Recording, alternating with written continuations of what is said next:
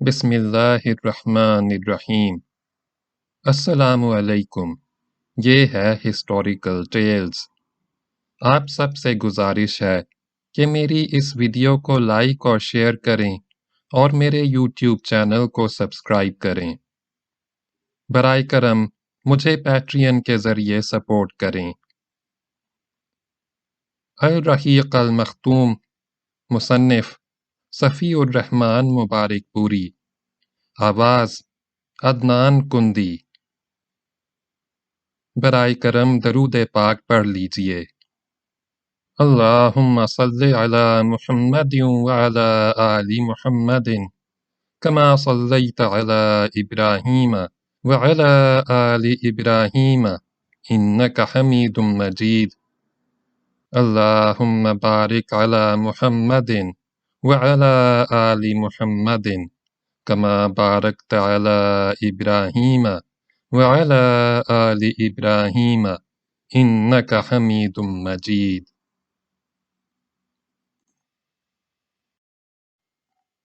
دوسرا مرحلہ، کھلی تبلیغ۔ اظہار دعوت کا پہلا حکم۔ اس کے بارے میں سب سے پہلے اللہ تعالیٰ کا یہ قول نازل ہوا، وَأَنذِرْ عَشِيرَتَكَ الْأَقْرَبِينَ، یعنی آپ صلی اللہ علیہ وسلم اپنے نزدیک ترین قرابت داروں کو عذاب الہی سے ڈرائیے۔ سورہ الشعراء آیت نمبر 214۔ یہ سورہ شعراء کی آیت ہے اور اس سورہ میں سب سے پہلے حضرت موسیٰ علیہ السلام کا واقعہ بیان کیا گیا ہے، یعنی یہ بتایا گیا ہے کہ کس طرح حضرت موسیٰ علیہ السلام کی نبوت کا آغاز ہوا۔ پھر آخر میں انہوں نے بنی اسرائیل سمیت ہجرت کر کے فرعون اور قوم فرعون سے نجات پائی اور فرعون و آل فرعون کو غرق کیا گیا۔ بلفظ دیگر یہ تذکرہ ان تمام مراحل پر مشتمل ہے جن سے حضرت موسیٰ علیہ السلام فرعون اور قوم فرعون کو اللہ کے دین کی دعوت دیے ہوئے گزرے تھے۔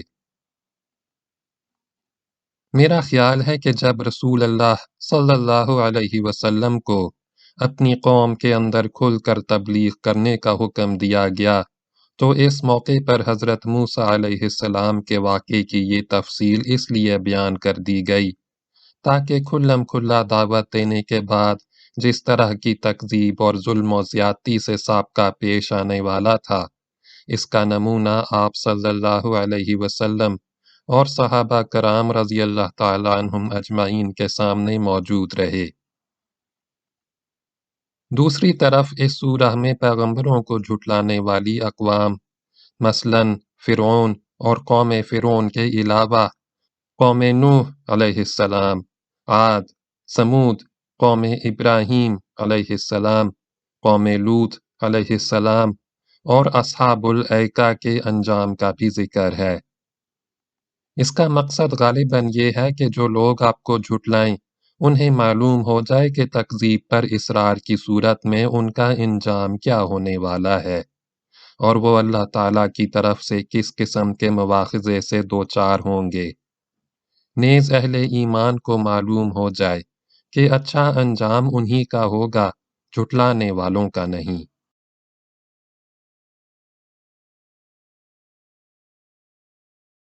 قرابت داروں میں تبلیغ۔ بہرحال اس آیت کے نزول کے بعد نبی صلی اللہ علیہ وسلم نے پہلا کام یہ کیا کہ بنی ہاشم کو جمع کیا۔ ان کے ساتھ بنی مطلب بن عبد مناف کی بھی ایک جماعت تھی۔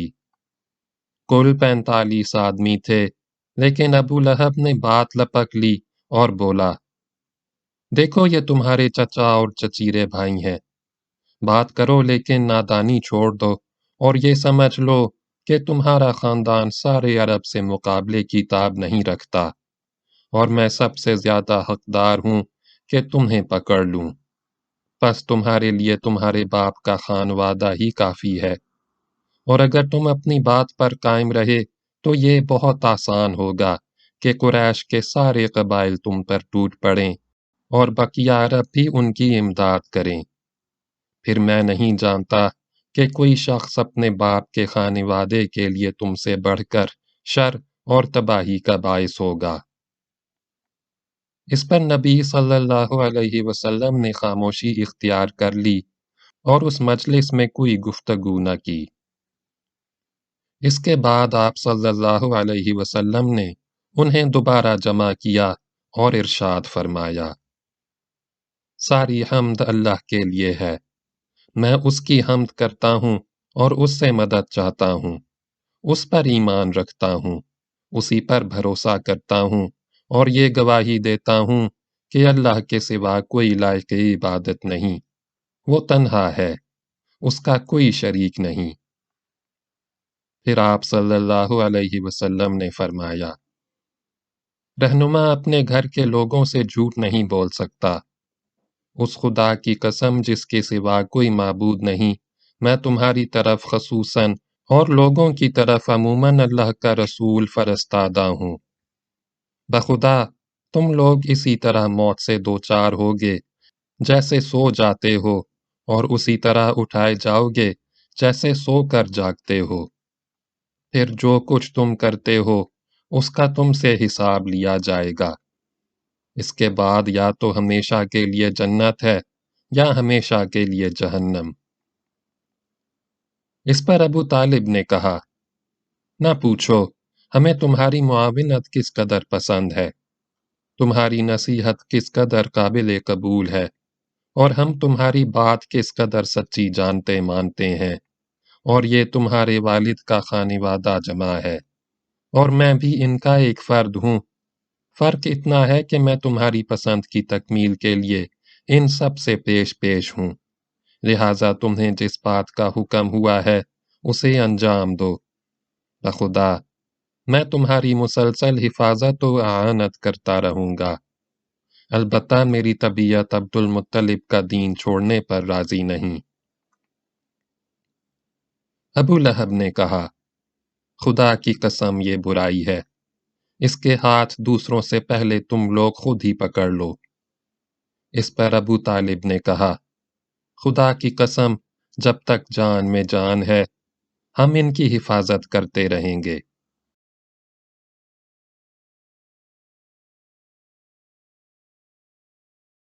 کوہ صفا پر جب نبی صلی اللہ علیہ وسلم نے اچھی طرح اطمینان کر لیا کہ اللہ کے دین کی تبلیغ کے دوران ابو طالب ان کی حمایت کریں گے، تو ایک روز آپ صلی اللہ علیہ وسلم نے کوہ صفا پر چڑھ کر یہ آواز لگائی، یا صباحا، یعنی ہائے صبح۔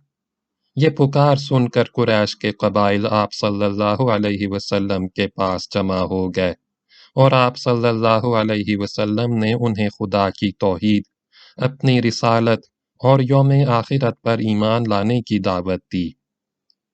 اس واقعے کا ایک ٹکڑا صحیح بخاری میں ابن عباس رضی اللہ عنہ سے اس طرح مروی ہے کہ جب وَأَنذِرْ عَشِيرَتَكَ الْأَقْرَبِينَ نازل ہوئی تو نبی صلی اللہ علیہ وسلم نے کوہ صفا پر چڑھ کر بطون قریش کو آواز لگانی شروع کی، اے بنی فہر، اے بنی عدی، یہاں تک کہ سب کے سب اکٹھا ہو گئے، حتیٰ کہ اگر کوئی آدمی خود نہ جا سکتا تھا تو اس نے اپنا قاصد بھیج دیا کہ دیکھے معاملہ کیا ہے، غرض قریش آ گئے، ابو لہب بھی آ گیا۔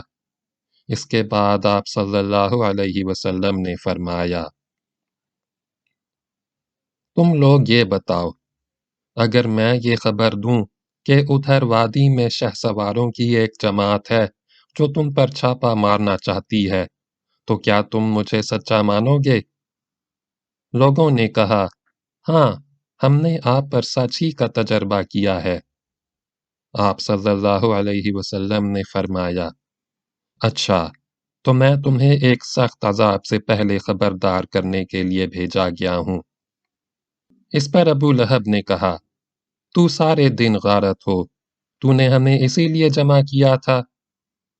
اس پر سورہ تبت یدا ابی لہب نازل ہوئی، ابو لہب کے دونوں ہاتھ غارت ہوں اور وہ خود غارت ہو۔ اس واقعے کا ایک اور ٹکڑا امام مسلم نے اپنی صحیح میں ابو ہریرہ رضی اللہ عنہ سے روایت کیا ہے۔ وہ کہتے ہیں کہ جب آیت وَأَنذِرْ عَشِيرَتَكَ الْأَقْرَبِينَ نازل ہوئی تو رسول اللہ صلی اللہ علیہ وسلم نے پکار لگائی۔ یہ پکار عام بھی تھی اور خاص بھی۔ آپ صلی اللہ علیہ وسلم نے کہا، اے جماعت قریش، اپنے آپ کو جہنم سے بچاؤ۔ اے بنی کعب، اپنے آپ کو جہنم سے بچاؤ۔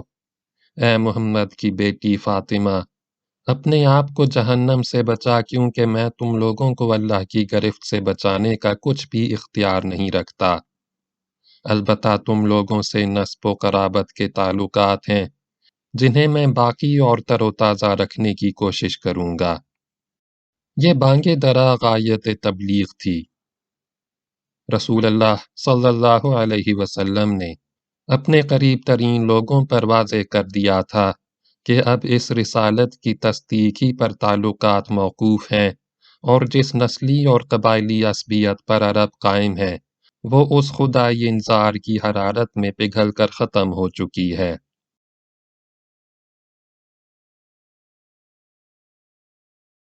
حق کا واشگاف اعلان اور مشرکین کا رد عمل۔ اس آواز کی گونج ابھی مکے کے اطراف میں سنائی ہی دے رہی تھی کہ اللہ تعالیٰ کا ایک اور حکم نازل ہوا، فَاصْدَعْ بِمَا تُؤْمَرُ وَأَعْرِضْ عَنِ الْمُشْرِكِينَ، یعنی آپ کو جو حکم ملا ہے اسے کھول کر بیان کر دیجئے اور مشرکین سے رخ پھیر لیجئے۔ سورہ الحجر، آیت نمبر 94۔ اس کے بعد رسول اللہ صلی اللہ علیہ وسلم نے شرک کے خرافات و اباطیل کا پردہ چاک کرنا اور بتوں کی حقیقت اور قدر و قیمت کو واشگاف کرنا شروع کر دیا۔ آپ صلی اللہ علیہ وسلم مثالیں دے دے کر سمجھاتے کہ یہ کس قدر عاجز و ناکارہ ہیں، اور دلائل سے واضح فرماتے کہ جو شخص انہیں پوچھتا ہے اور ان کو اپنے اور اللہ کے درمیان وسیلہ بناتا ہے وہ کس قدر کھلی ہوئی گمراہی میں ہے۔ مکہ ایک ایسی آواز سن کر جس میں مشرکین اور بت پرستوں کو گمراہ کہا گیا تھا، احساس غضب سے پھٹ پڑا اور شدید غم و غصے سے پیچ و تاب کھانے لگا، گویا بجلی کا کڑکا تھا جس نے پرسکون فضا کو ہلا کر رکھ دیا تھا۔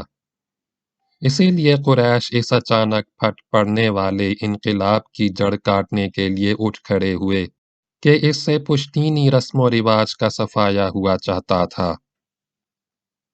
قریش اٹھ پڑے کیونکہ وہ جانتے تھے کہ غیر اللہ کی الوہیت کے انکار اور رسالت و آخرت پر ایمان لانے کا مطلب یہ ہے کہ اپنے آپ کو مکمل طور پر اس رسالت کے حوالے کر دیا جائے اور اس کی بے چون و چرا اطاعت کی جائے، یعنی اس طرح کہ دوسرے تو درکنار خود اپنی جان اور اپنے مال تک کے بارے میں کوئی اختیار نہ رہے، اور اس کے معنی یہ تھے کہ مکہ والوں کو دینی رنگ میں اہل عرب پر جو بڑائی اور سرداری حاصل تھی اس کا صفایا ہو جائے گا، اور اللہ اور اس کے رسول صلی اللہ علیہ وسلم کی مرضی کے مقابل میں انہیں اپنی مرضی پر عمل پیرا ہونے کا اختیار نہ رہے گا۔ یعنی نچلے طبقے پر انہوں نے جو مظالم روا رکھے تھے اور صبح و شام جن برائیوں میں لت پت رہتے تھے ان سے دستکش ہوتے ہی بنے گی۔ قریش اس مطلب کو اچھی طرح سمجھ رہے تھے، اس لیے ان کی طبیعت اس رسوا کن پوزیشن کو قبول کرنے کے لیے تیار نہ تھی، لیکن کسی شرف اور خیر کے پیش نظر نہیں۔ بل یرید الانسان لیفجر اماما، یعنی بلکہ اس لیے کہ انسان چاہتا ہے کہ آئندہ بھی برائی کرتا رہے۔ سورہ القیامہ، آیت نمبر 5۔ قریش یہ سب کچھ سمجھ رہے تھے، لیکن مشکل یہ آن پڑی تھی کہ ان کے سامنے ایک ایسا شخص تھا جو صادق و امین تھا، انسانی اقدار اور مکارم اخلاق کا اعلیٰ نمونہ تھا، اور ایک طویل عرصے سے انہوں نے اپنے آباء و اجداد کی تاریخ میں اس کی نظیر نہ دیکھی تھی اور نہ سنی۔ آخر اس کے بالمقابل کریں تو کیا کریں؟ قریش حیران تھے اور انہیں واقعی حیران ہونا چاہیے تھا۔ کافی غور و خوض کے بعد ایک راستہ سمجھ میں آیا کہ آپ صلی اللہ علیہ وسلم کے چچا ابو طالب کے پاس جائیں اور مطالبہ کریں کہ وہ آپ کو آپ کے کام سے روک دیں۔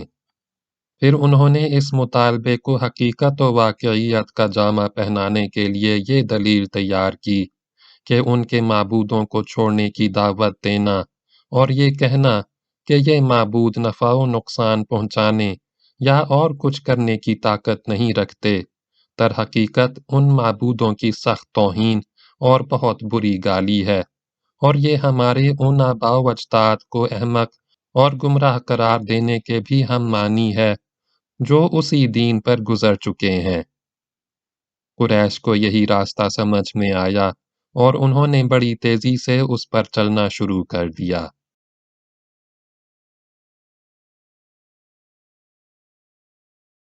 قریش ابو طالب کی خدمت میں۔ ابن اسحاق کہتے ہیں کہ اشراف قریش سے چند آدمی ابو طالب کے پاس گئے اور بولے، اے ابو طالب، آپ کے بھتیجے نے ہمارے خداؤں کو برا بھلا کہا ہے، ہمارے دین کی عیب چینی کی ہے، ہماری عقلوں کو حماقت زدہ کہا ہے اور ہمارے باپ دادا کو گمراہ قرار دیا ہے۔ لہٰذا یا تو آپ انہیں اس سے روک دیں یا ہمارے اور ان کے درمیان سے ہٹ جائیں، کیونکہ آپ بھی ہماری ہی طرح ان سے مختلف دین پر ہیں۔ ہم ان کے معاملے میں آپ کے لیے بھی کافی رہیں گے۔ اس کے جواب میں ابو طالب نے نرم بات کہی اور رازدارانہ لب و لہجہ اختیار کیا۔ چنانچہ وہ واپس چلے گئے اور رسول اللہ صلی اللہ علیہ وسلم اپنے سابقہ طریقے پر رواں دواں رہتے ہوئے اللہ کا دین پھیلانے اور اس کی تبلیغ کرنے میں مصروف رہے۔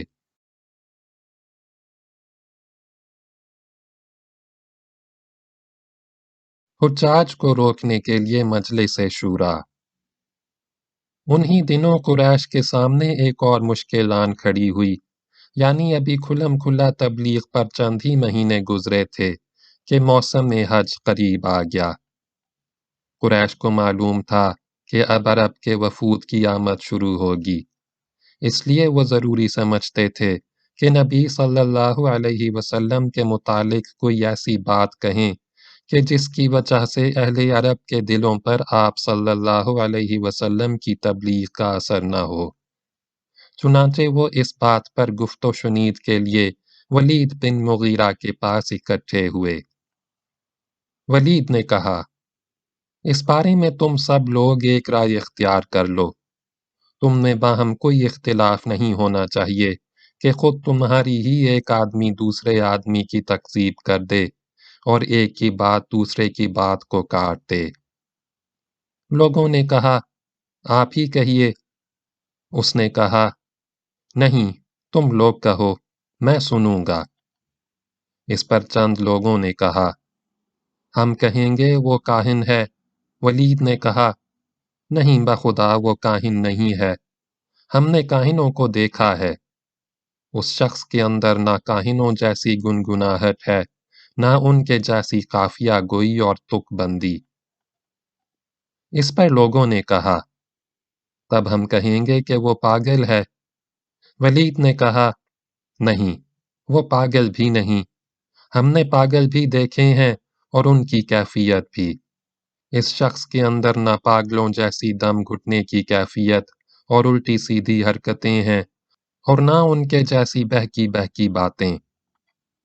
لوگوں نے کہا، تب ہم کہیں گے کہ وہ شاعر ہے۔ ولید نے کہا، وہ شاعر بھی نہیں، ہمیں رجز، حجز، قریز، مقبوض، مبسوط سارے ہی اصناف سخن معلوم ہیں، اس کی بات بہرحال شعر نہیں ہے۔ لوگوں نے کہا، تب ہم کہیں گے کہ وہ جادوگر ہے۔ ولید نے کہا، یہ شخص جادوگر بھی نہیں، ہم نے جادوگر اور ان کا جادو بھی دیکھا ہے، یہ شخص نہ تو ان کی طرح جھاڑ پھونک کرتا ہے نہ گرہ لگاتا ہے۔ لوگوں نے کہا، تب ہم کیا کہیں گے؟ ولید نے کہا، خدا کی قسم اس کی بات بڑی شیریں ہے، اس کی جڑ پائیدار ہے اور اس کی شاخ پھلدار۔ تم جو بات بھی کہو گے لوگ اسے باطل سمجھیں گے، البتہ اس کے بارے میں سب سے مناسب بات یہ کہہ سکتے ہو کہ وہ جادوگر ہے۔ اس نے ایسا کلام پیش کیا ہے جو جادو ہے۔ اس سے باپ بیٹے، بھائی بھائی، شوہر بیوی اور کنبے قبیلے میں پھوٹ پڑ جاتی ہے۔ بالآخر لوگ اسی تجویز پر متفق ہو کر وہاں سے رخصت ہوئے۔ بعض روایات میں یہ تفصیل بھی مذکورہ ہے کہ جب ولید نے لوگوں کی ساری تجویز رد کر دیں تو لوگوں نے کہا کہ پھر آپ ہی اپنی بے داغ رائے پیش کیجئے۔ اس پر ولید نے کہا، ذرا سوچ لینے دو۔ اس کے بعد وہ سوچتا رہا، یہاں تک کہ اپنی مذکورہ بالا رائے ظاہر کی۔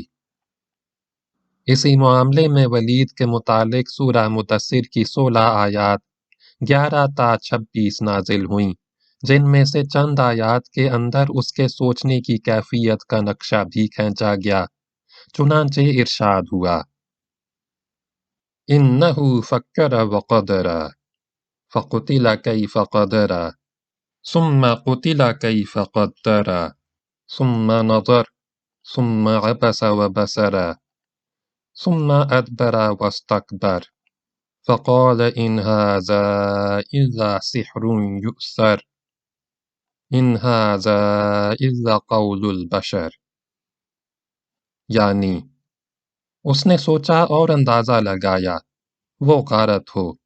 اس نے کیسا اندازہ لگایا، پھر غارت ہو، اس نے کیسا اندازہ لگایا، پھر نظر دوڑائی، پھر پیشانی سکیڑی اور منہ بسورا، پھر پلٹا اور تکبر کیا۔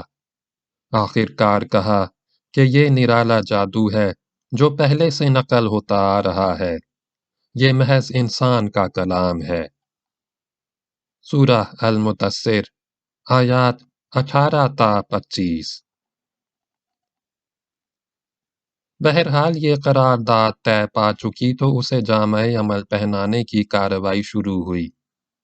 کچھ کفار مکہ عازمین حج کے مختلف راستوں پر بیٹھ گئے اور وہاں سے ہر گزرنے والے کو آپ صلی اللہ علیہ وسلم کے خطرے سے آگاہ کرتے ہوئے آپ صلی اللہ علیہ وسلم کے متعلق تفصیلات بتانے لگے۔ اس کام میں سب سے زیادہ پیش ابو لہب تھا۔ وہ حج کے ایام میں لوگوں کے ڈیروں اور عکاظ، مجنہ اور ذوالمجاز کے بازاروں میں آپ صلی اللہ علیہ وسلم کے پیچھے پیچھے لگا رہتا۔ آپ صلی اللہ علیہ وسلم اللہ کے دین کی تبلیغ کرتے اور ابو لہب پیچھے پیچھے یہ کہتا کہ اس کی بات نہ ماننا یہ جھوٹا بد دین ہے۔ اس دوڑ دھوپ کا نتیجہ یہ ہوا کہ لوگ اس حج سے اپنے گھروں کو واپس ہوئے تو ان کے علم میں یہ بات آ چکی تھی کہ آپ صلی اللہ علیہ وسلم نے دعوی نبوت کیا ہے، اور یوں ان کے ذریعے پورے دیار عرب میں آپ صلی اللہ علیہ وسلم کا چرچا پھیل گیا۔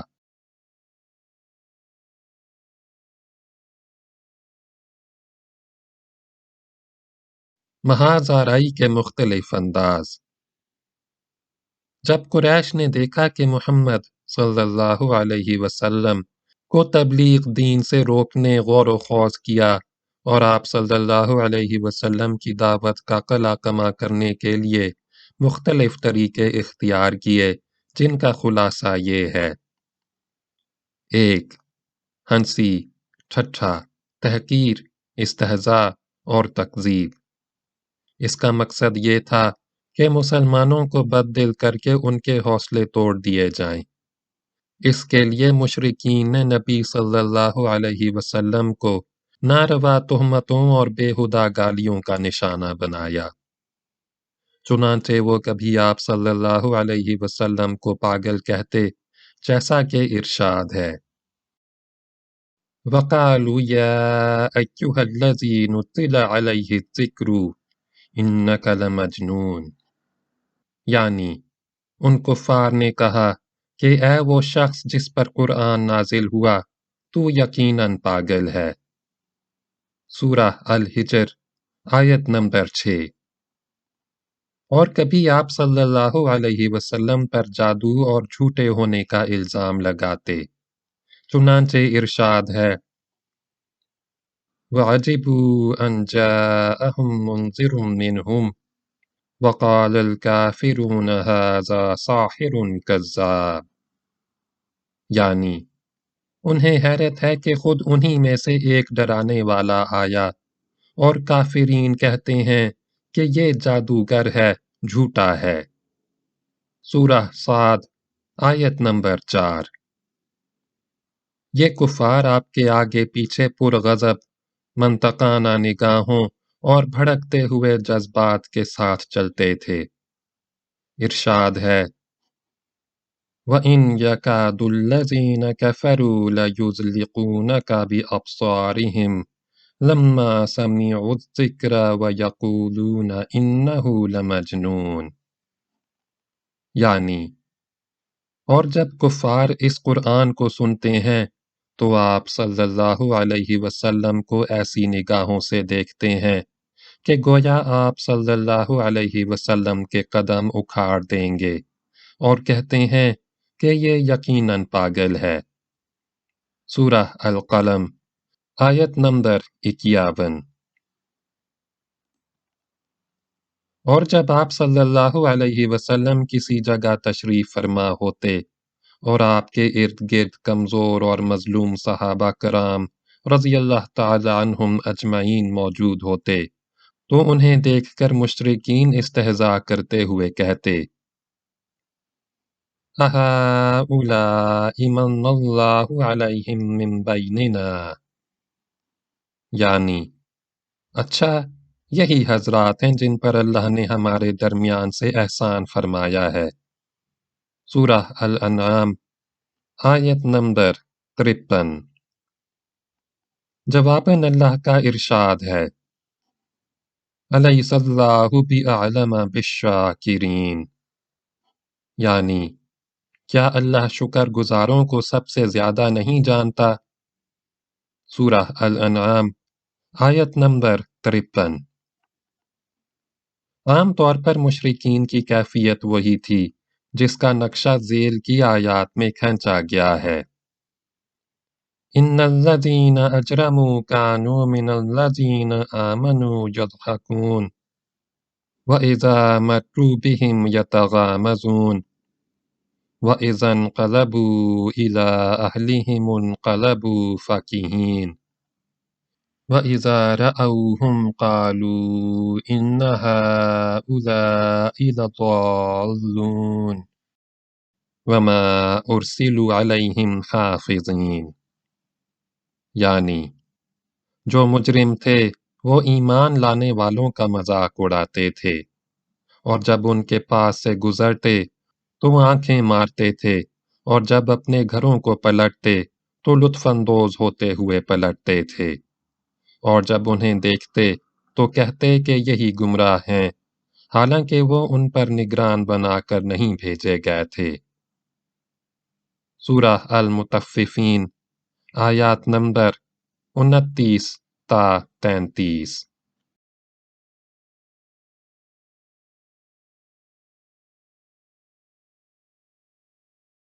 महाज़ाराई की दूसरी सूरत।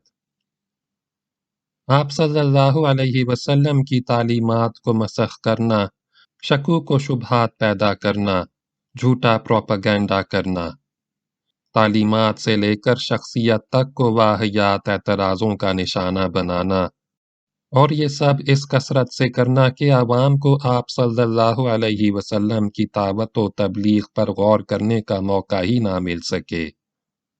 चुनांचे ये मुशरिकीन कुरान के मुतालिक कहते थे, असातीरुल अव्वलीन इक्ततबहा फहिय तुमला अलैहि बुक्रतन व असीला।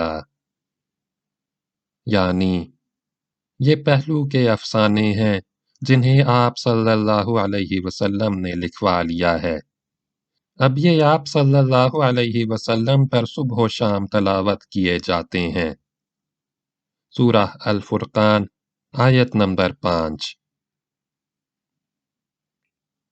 ان ھذا الا افک افتراہ واعانہ علیہ قوم آخرون، یعنی یہ محض جھوٹ ہے جسے اس نے گھڑ لیا ہے اور کچھ دوسرے لوگوں نے اس پر اس کی اعانت کی ہے۔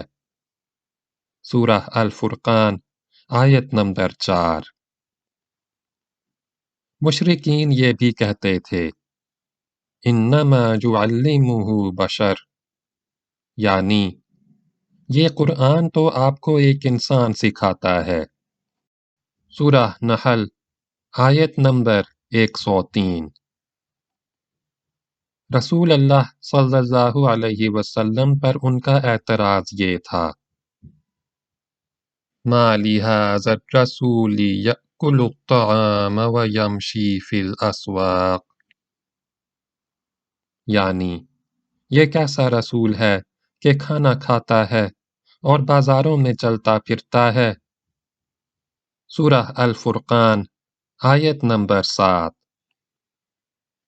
قرآن شریف کے بہت سے مقامات پر مشرکین کا رد بھی کیا گیا ہے، کہیں اعتراض نقل کر کے اور کہیں نقل کے بغیر۔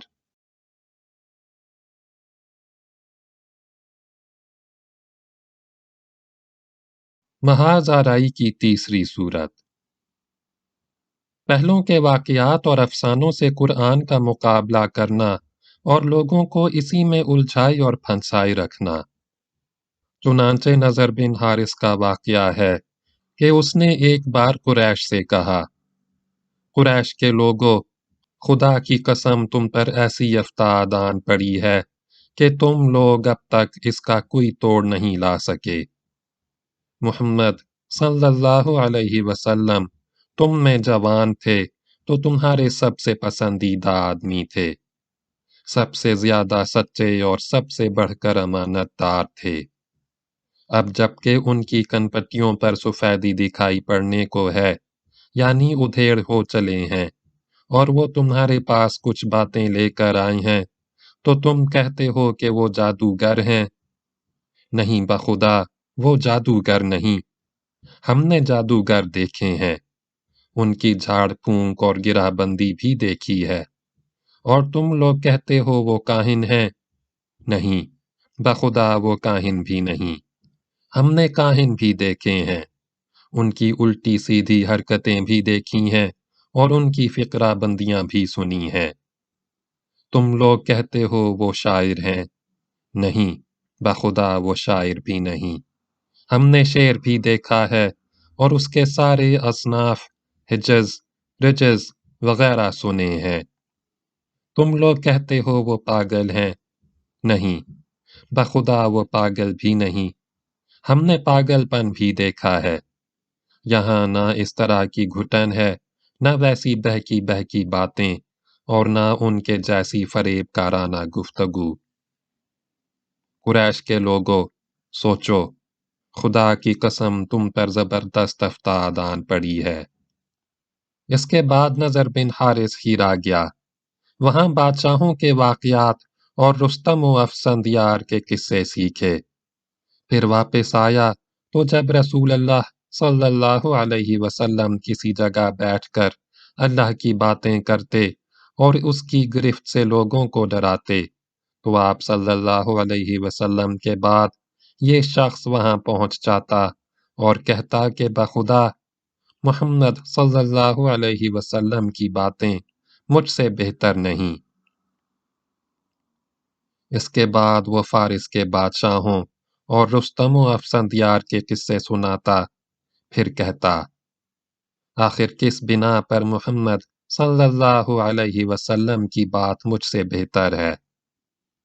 ابن عباس کی روایت سے یہ بھی معلوم ہوتا ہے کہ نضر نے چند لونڈیاں خرید رکھی تھیں، اور جب وہ کسی آدمی کے متعلق سنتا کہ وہ نبی صلی اللہ علیہ وسلم کی طرف مائل ہے تو اس پر ایک لونڈی مسلط کر دیتا، جو اسے کھلاتی پلاتی اور گانے سناتی یہاں تک کہ اسلام کی طرف اس کا جھکاؤ باقی نہ رہ جاتا۔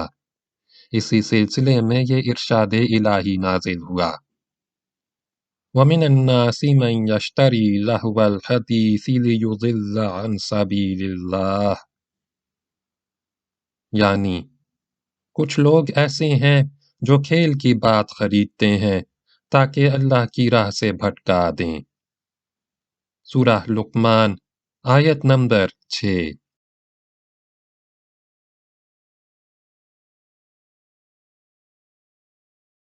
محاذ آرائی کی چوتھی صورت، سودے بازیاں جن کے ذریعے مشرکین کی یہ کوشش تھی کہ اسلام اور جاہلیت دونوں بیچ راستے میں ایک دوسرے سے جا ملیں، یعنی کچھ لو اور کچھ دو کے اصول پر اپنی بعض باتیں مشرکین چھوڑ دیں اور بعض باتیں نبی صلی اللہ علیہ وسلم چھوڑ دیں۔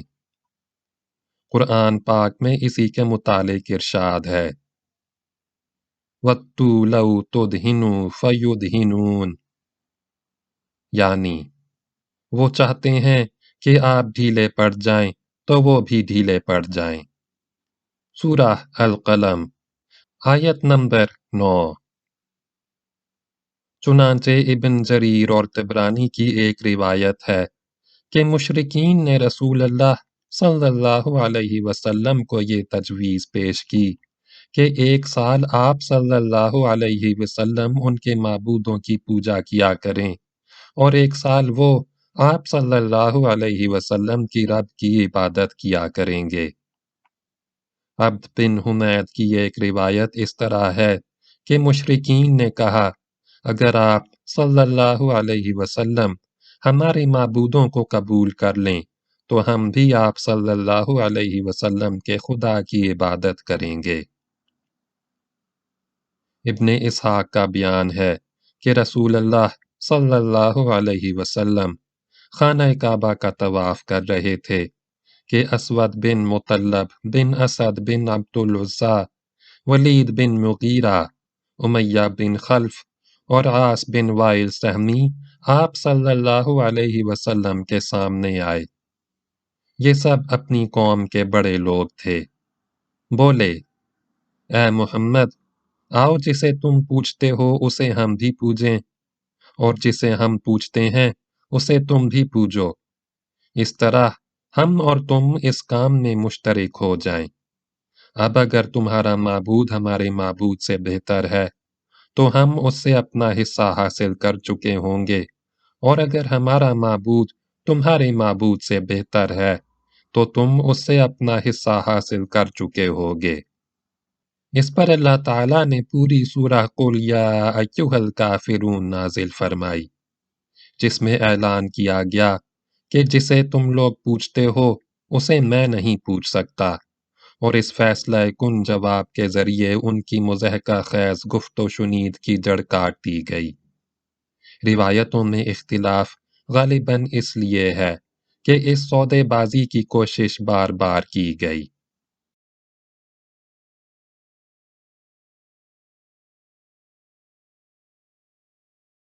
بقیہ اگلی ویڈیو میں سنیں۔